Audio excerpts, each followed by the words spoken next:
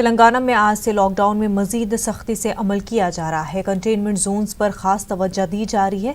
शहरी इलाकों में लॉकडाउन पर अमलावरी मौसर तौर पर नहीं हो रही है, जिसके नतीजे में कोरोना वायरस की रोकथाम में दुश्वारियां पेश आ रही हैं।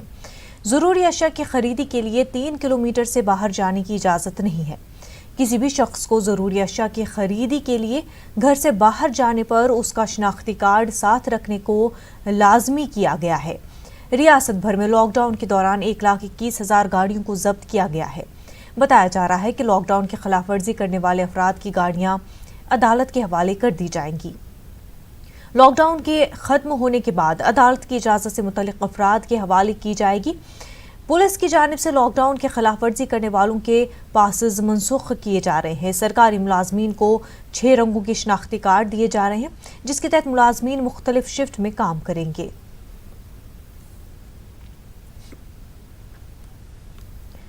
कमिश्नर पुलिस हैदराबाद अंजनी कुमार ने महकमे पुलिस की जानिब से जारी करदा पासेस का गलत इस्तेमाल करने वाले अफराद को इंतबाह दिया है।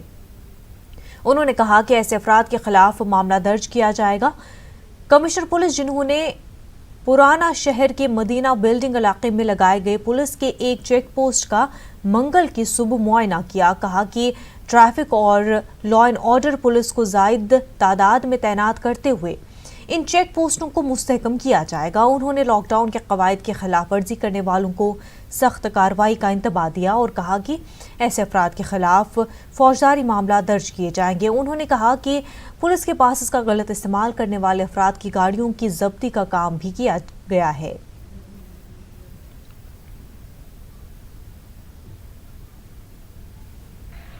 चेकिंग में पता चला कि अभी भी बहुत लोग पासेस का मिसयूज कर रहे हैं और इसीलिए उनका पासेस कैंसिल किया गया और उनकी गाड़ियां भी सीज की गई। जैसा कि आप जानते हैं, अगर लॉकडाउन को 100% स्ट्रिक्टली इम्प्लीमेंट नहीं करेंगे तो ये इन्फेक्शन का सिलसिला जारी रहेगा और नए नए केस भी आते रहेंगे। इस जिम्मेवारी को अगर आप अभी भी नहीं समझे हैं तो इससे ज़्यादा बड़ी गलती आज की तारीख में शायद दुनिया में कोई नहीं कर सकता है। आज के बाद से और भी ज़्यादा स्ट्रिक्टनेस, गाड़ियों का सीजर, पासेस का कैंसिलेशन और क्रिमिनल केस बुकिंग, ये तीनों काम आज से ज़्यादा होगा और इसीलिए आज हर चेक पोस्ट को ये हिदायत दिया गया है कि पहले से ज़्यादा स्ट्रिक्टली चेकिंग करें। Thank you. तेलंगाना के वज़ीर दाखिला मोहम्मद महमूद अली ने भी कदीम शहर हैदराबाद का दौरा किया। उन्होंने अवाम से लॉकडाउन की पाबंदी करने की अपील की और बताया कि पुलिस को लॉकडाउन पर मौसर अमल करने के लिए हिदायत दी गई है। वज़ीर दाखिला ने सुल्तान बाजार में GHMC के सफाई मुलाजमीन में ग़िज़ाई अशिया तकसीम की। सुल्तान बाजार कॉरपोरेटर की जानिब से अनाज, फल और सब्जियों पर मुश्तमिल पैकेट्स को वज़ीर दाखिला ने तकसीम किया।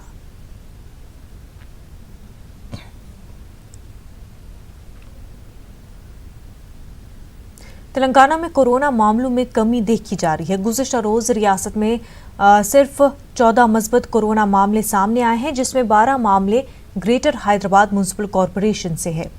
एक निज़ामाबाद और एक मिर्चल से मामला सामने आया है। तेलंगाना के 7 अजला में गुज़िश्ता हफ्ते को मामला दर्ज नहीं हुआ। कोतागोडम, सिद्दीपेट, नागर कर्नूल, जनगांव, महबूबाबाद, पिदापल्ली अजला को ग्रीन जोन करार दिया गया है। मजीद 8 अजला वरंगल, अर्बन, भोपालपल्ली, संगारेड्डी, खम्मम, मेदक और महबूब नगर में अगर कोई ताज़ा मामला नहीं आता है तो इन अजला को भी ग्रीन जोन करार दिया जा सकता है। रियासत में कोरोना वायरस से मुतासर होने वाले जुमला मरीजों की तादाद 872 तक जा पहुंची है। अब तक कोरोना की वजह से रियासत में मरने वालों की तादाद भी बढ़कर 23 हो गई है। तेलंगाना में 663 मरीज मुख्तलिफ अस्पतालों में जेर इलाज है। अब तेलंगाना के वजीर इंफॉर्मेशन टेक्नोलॉजी के तारक रामा राव ने हिंदू दोस्त की आखिरी रस्मात अंजाम देने वाले 5 मुस्लिम नौजवानों की सताइश की और कहा कि एक ऐसे वक्त में जब हर कोई ये समझते हुए कि कोरोना से ये मौत हुई है उससे दूर रह रहा था, ऐसे वक्त में ये मुस्लिम नौजवान आगे आए जिन्होंने आखिरी रस्मात अंजाम दी। हैदराबाद में 5 मुस्लिम नौजवानों ने टीबी से मरने वाले अपने दोस्त की आखिरी रस्मात अंजाम दी। खैरताबाद इलाके से ताल्लुक रखने वाले 50 साला वेनु की मौत तो उस्मानिया अस्पताल में हुई थी। लाश को अस्पताल से घर लाने पर वेनु के बच्चों और वेनु के चचा पर पड़ोसियों ने बरहमी जाहिर की थी और इल्जाम लगाया था कि वेनु की मौत कोरोना वायरस से हुई है। बच्चों के पास आखिर रस्मात अंजाम देने के लिए भी रकम नहीं थी। इस इलाके के समाजी जहदकार सिद्दीक बिन सलाम ने कहा कि इस इलाके में रहने वाले कोई भी आखिरी रस्मात के लिए आगे नहीं आया, इसलिए उन्होंने अपने 4 दोस्तों के साथ इस खानदान की मदद की। सिद्दीक बिन सलाम, मोहम्मद माजिद, अब्दुल मुक्तदिर, मोहम्मद अहमद और शेख कासिम ने पुलिस से आखिरी रस्मात की इजाज़त ली और वेनु के खानदान के अरकान के साथ साथ अर्थी जुलूस में शामिल होने वाले अफराद के लिए खाना का इंतजाम किया। इन मुस्लिम अफराद ने अर्थी जुलूस में मास्क का इस्तेमाल किया। के तारक रामाराव ने अपने ट्वीट में कहा कि शहर हैदराबाद की गंगा जमनी तहजीब के चैंपियन ऐसे अफराद पर उन्हें फख्र है।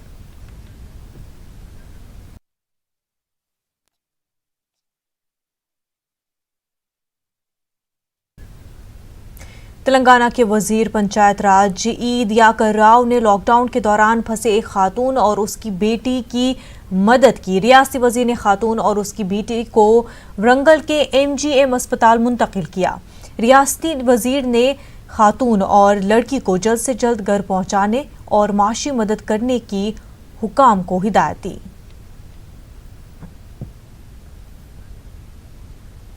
GHMC mayor B Ram Mohan ने शहर के मुख्तलिफ इलाकों में बेयारो मददगार सड़कों पर रहने वालों को अमीरपेट के शेल्टर मुंतकिल कर दिया है। 108 के जरिए गवर्नमेंट स्कूल मुंतकिल कर दिया है। उन्होंने बताया कि इन अफराद को GHMC की जानिब से 3 वक्त खाना और दीगर बुनियादी सहूलियात फराहम की जाएंगी। उन्होंने बताया कि टेकबंड इलाके से 400 अफराद को शेल्टर मुंतकिल कर दिया गया है।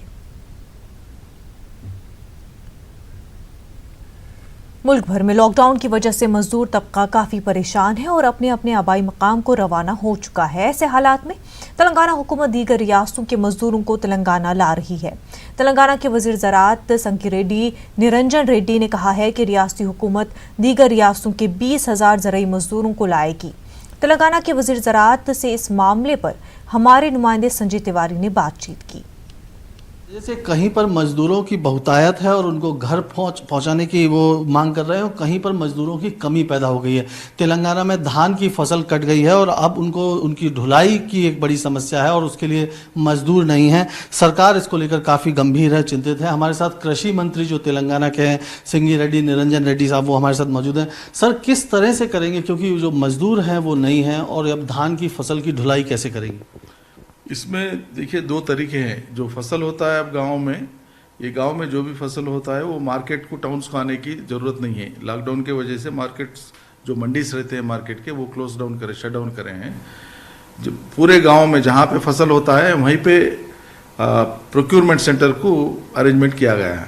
पूरा पैडी जो है सो राइस मिल्स में जाके अनलोड होना है। पाराबाइल्ड और राइस मिल्स जितने भी है, तकरीबन 2600 तक है स्टेट में मिल्स पूरे।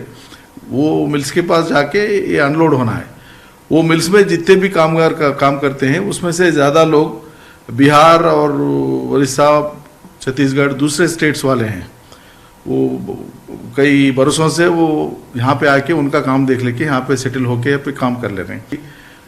CM साहब ने चीफ सेक्रेटरी को कहा कि चीफ सेक्रेटरी दूसरे स्टेट्स के चीफ सेक्रेटरी से कोऑर्डिनेट करके वहाँ से वो लोग यहाँ पर पहुँचने के लिए उनको सेपरेट गाड़ियाँ अरेंज करके यहाँ पे बुलवाने के लिए कार्रवाई चल रही है। कितने राज्यों के साथ इस तरह की बातचीत हुई है कि वहाँ से जो मजदूरों को ला रहे हैं? जैसे आपने बताया छत्तीसगढ़ से, उड़ीसा से, बिहार से, बिहार, उड़ीसा और चंद लोग झारखंड, चार स्टेट से स्पेशल बसेस लग के लाएंगे। उसका कोई प्रॉब्लम नहीं। पास इंटर स्टेट पासेस देंगे, स्पेशल बसेस अरेंज करके बुलवाएंगे वो लोगों को।